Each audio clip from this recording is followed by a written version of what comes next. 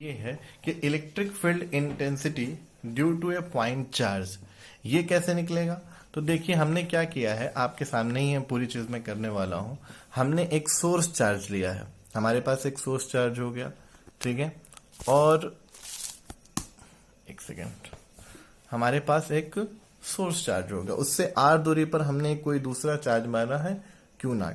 इसी P point पर हमें इलेक्ट्रिक फील्ड इंटेंसिटी निकालनी है। याद रखिएगा, हम जो इलेक्ट्रिक फील्ड इंटेंसिटी निकाल रहे हैं किसी पॉइंट पे निकाल रहे हैं, तो इस पी पॉइंट पर हमें इलेक्ट्रिक फील्ड इंटेंसिटी निकालनी है, ठीक है। इलेक्ट्रिक फील्ड इंटेंसिटी का फार्मूला अगर आपको याद हो तो मैं एक बार फिर से लिख दूं कि E is equal to F by Q not.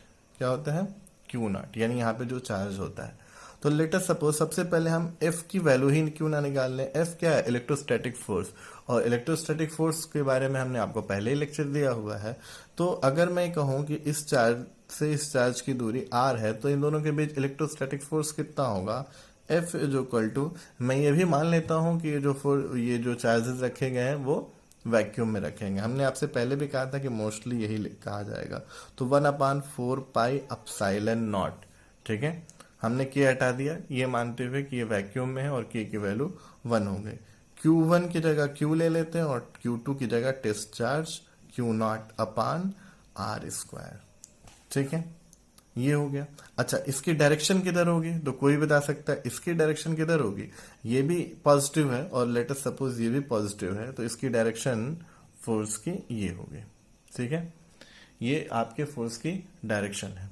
तो अब हम जो है इस डायरेक्शन को हम मान लें कि ये एक्स है और एक्स एक्सिस का पॉजिटिव है, और तब ये आई कैप मान लेते हैं। तो फोर्स का डायरेक्शन क्या हो गया? आई कैप, ठीक है। अब देन इलेक्ट्रिक फील्ड हमें निकालना था ना आर दूरी पर, तो इलेक्ट्रिक फील्ड क्या होगा? आप सोचिए एफ बाई क्यू नॉट। क्या हम ये कर दें? तो ये पहले रुकिए मैं लिख ही देता हूं, एफ अपान क्यू नॉट। और अब एफ की वैल्यू कितनी है? 1/4 पाई epsilon not Q not by R² divided by Q. तो क्यू से क्यू नॉट से क्यू नॉट कट गया, तो आपका इलेक्ट्रिक फील्ड कितना आया? 1/4 पाई epsilon not Q by R²। Direction किधर है? इसके लिए मैं मान लूं थोड़ी देर के लिए तो आई कैप, ठीक है। ये हो गया आपका आई कैप हो गया, ठीक है। तो ये आपको इलेक्ट्रिक फील्ड का फार्मूला मिल गया। यूनिट आपको पहले ही मैंने बताया था, न्यूटन पर coulomb, due two point charge हो गया। अब बड़ा सिंपल सा मैं नीचे एक और चीज लिख दूं, ताकि ऐसे ही जरूरत नहीं है लेकिन फिर भी ताकि आपको याद रहे कि इलेक्ट्रोस्टैटिक फोर्स का जो फार्मूला आप पढ़े हैं वो पढ़े 1/4 पाई epsilon not Q1 Q2 by R²। इसकी यूनिट न्यूटन होती है। इन दोनों पे आप बहुत सारे प्रॉब्लम लगाएंगे, क्योंकि अब अगला लेक्चर में प्रॉब्लम का ही रखूंगा। याद रहे, देख लीजिए, ये है इलेक्ट्रिक फील्ड इंटेंसिटी Q/R², और ये है इलेक्ट्रोस्टैटिक फोर्स दो चार्जेस के बीच। याद रहे हमने के यहां भी नहीं लिखा है और यहां भी नहीं, यानी हम ये मान के चल रहे हैं कि ये कहां पर है, ये वैक्यूम में है। और अगर ये वैक्यूम नहीं होता तो के यहां भी होता, के होता। के आप जानते हैं डाइलेक्ट्रिक कांस्टेंट है, जिस मीडियम का होता वो दिया होता और उसी के हिसाब से आप उसकी वैल्यू रखते हैं। तो इसे कहते हैं electric field intensity due to a point charge, वो फार्मूला हो गया, ठीक है। अब आज के लिए इतना ही। कल हम आपको इस पे बहुत सारे प्रॉब्लम लगाने का तरीका बताएंगे और बताएंगे कैसे आप इससे सॉल्व कीजिए, क्या क्या तरीके हैं इलेक्ट्रोस्टैटिक फोर्स इलेक्ट्रिक फील्ड निकालने के। एक इंटरेस्टिंग है तो मैं एक साथ आपको एक बता ही दूं, बहुत सारे क्वेश्चन आप अगर लगाना चाहें तो सेलोरा से लगा सकते हैं। मैं बता दूं कि जनरल एक क्वेश्चन पूछा जाता है कि एक चार्ज है यहाँ, एक चार्ज Q1, एक चार्ज Q2।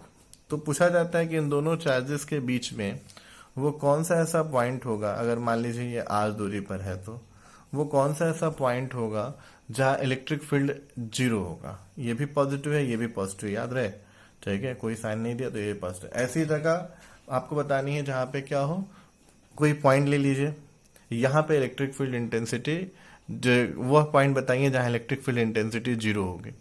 तो इलेक्ट्रिक फील्ड इंटेंसिटी किसी पॉइंट पर, वैसे मान लीजिए यहाँ पे इस पॉइंट पे हमको पता लगाना है, तो आप यहाँ अपने मन से टेस्ट चार्ज सोचिए। ये आपका एक मानने का तरीका है, मैं बता रहा हूँ, सवाल सॉल्व करने का ये एक तरीका है कि जहां भी आपको इलेक्ट्रिक फील्ड इंटेंसिटी निकालनी है का या उसका डायरेक्शन निकालना है, वहां पे अपने आप क्या मान सकते हैं, आप क्यू नॉट मान सकते हैं। अब आपको बताना था कि इन लाइन ज्वाइनिंग के बीच में इलेक्ट्रिक फील्ड कहाँ जीरो है, तो आप देखिए इस क्यू नॉट पे ये जो फोर्स लगाएगा किधर की ओर लगाएगा, ये भी पॉजिटिव, और क्यू नॉट आपको पहले ही मैंने बोला अपने आप क्या होता है, पॉजिटिव। तो ये फोर्स लगाएगा इधर E1 पहले वाले की वजह से, ये फोर्स किधर लगाएगा, E2, तो ये हो गया। और अब आपको ये पॉइंट कहाँ है पता लगाना है, तो उसके लिए आप कोई भी दूरी इधर से x मान लें, तो इधर से क्या हो जाएगा, r-x। और आप इन दोनों इलेक्ट्रिक फील्ड को मैग्नीट्यूड में क्या कर दें, बराबर, क्योंकि डायरेक्शन तो बराबर है, और डायरेक्शन बराबर है तो कट के क्या हो जाएगा, जीरो। तो अगर आपको ये निकालना है कि बीच में वह पॉइंट कहाँ होगा जहां पर इलेक्ट्रिक फील्ड जीरो हो, तो उसके लिए अब आप यहां लिख सकते हैं पहले वाले की वजह से electric field 1/4πε0 Q1। Source charge की वैल्यू लिखी जाती है, याद रहे, जिस पॉइंट पर निकाल रहे हैं उस पॉइंट पे क्या चार्ज है उसकी, वो चार्ज नहीं लिखा जाता। तो Q1 बाई दूरी कितनी हो गई, x²। ये E1 की वैल्यू हो गई, और E2 की वैल्यू क्या होगी, E2 की वैल्यू होगी आपको इसकी वजह से, याद रहे सोर्स चार्ज की वजह से सोर्स चार्ज का ही वैल्यू लिखा जाता है, तो 1/4πε0 Q2 बाई अब r-x का होल स्क्वायर। अब आप नेट जीरो मानने के लिए अगर आप चाहते हैं कि P जो है जीरो हो, इसका मतलब आपका E2 माइनस E1 क्या होना चाहिए, जीरो होना चाहिए, और इसका मतलब आपका E2 is equal to E1 होना चाहिए। और इसके लिए आप इन दोनों को बराबर कर दें, 1/4πε0 Q1 by x² is equal to 1/4πε0 Q2 by r-x का होल स्क्वायर। ये कट जाएगा, बाकी वैल्यू आपको दी होगी, उसी आधार पर आप सॉल्व करके x की वैल्यू क्या कर सकते हैं, निकाल सकते हैं।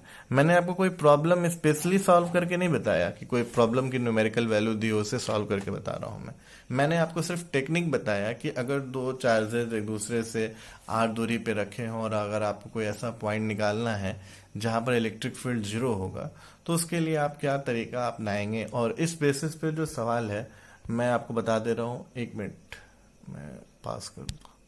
हाँ, तो जो मैंने आपको ये प्रोसेस बताया है, इसी प्रोसेस पे आप एसएल अरोरा का एग्जाम्पल चाहें तो आप 38, 39 और 40 कर सकते हैं, बहुत ही अच्छा है, आप इसे कीजिए। और अगर आपको कोई भी दिक्कत हो तो आप कांटेक्ट कर सकते हैं। एसएल अरोरा का एग्जाम्पल 38, 39, 40 जो मैं आपको ये पूरी टेक्निक सिखाया हूँ उसी टेक्निक पे है, ठीक है। तो आप उसे सॉल्व कीजिए, जो भी दिक्कत हो आप मुझे बताइए। आज के लिए इतना। अब अगले लेक्चर में मैं खुद ही सिर्फ आगे पढ़ाऊंगा नहीं, प्रॉब्लम सॉल्व करूंगा और कुछ टेक्निकल बातें हैं जो आपको मैं बताऊंगा। Thank you, good bye.